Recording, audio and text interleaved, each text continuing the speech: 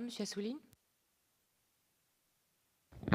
Oui, merci Madame la Présidente. Je veux aussi, comme mes collègues, saluer le travail accompli et poser une question centrée sur aussi la question de l'audiovisuel qui rejoint celle de mes collègues. Mais je suis l'auteur d'un rapport remis au Premier ministre l'année dernière sur le sport et la télévision et centré sur le décret qui est en révision et qui doit arriver bientôt sur les événements majeurs. Et j'ai fait quelques propositions qui, pour certaines, vont être reprises à ma connaissance. Et notamment, je pointais il y a un an le danger qu'on ne puisse pas diffuser sur le service public, comme c'était le cas, mais même en général en clair, les JO. Ma préconisation est que déjà soit sanctuarisé dans ce décret la diffusion de toutes les prestations des équipes françaises et des athlètes français. Quand c'est en France, en général, je préconise que les événements majeurs en France soient diffusés en clair. On ne peut pas concevoir que l'argent public investi, y compris pour l'organisation de jeux, soit pas accessible aux citoyens français.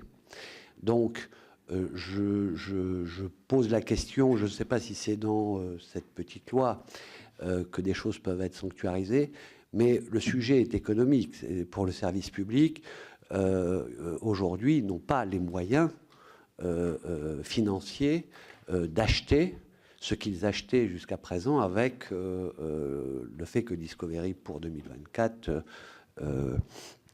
rend quasiment accessible par les prix qu'aux chaînes payantes la diffusion des jeux, alourdi par le fait que le service public n'a pas le droit à la publicité après 20 heures et que n'importe quelle chaîne payante ou en clair ne peut pas payer aujourd'hui un événement sportif important s'il ne peut pas entourer ces programmes de revenus publicitaires commerciaux. Donc il y a un vrai sujet là. Et le deuxième sujet, c'est très bref, c'est une préconisation générale pour que tous les sports olympiques qui sont peu médiatisés, puisqu'on sait que c'est le foot, le tennis, Roland-Garros, le Tour de France, etc. Les sports olympiques sont peu médiatisés. Or, c'est cela qui fait qu'il y a des sportifs qui vont dans les clubs parce qu'ils découvrent un sport à la télé.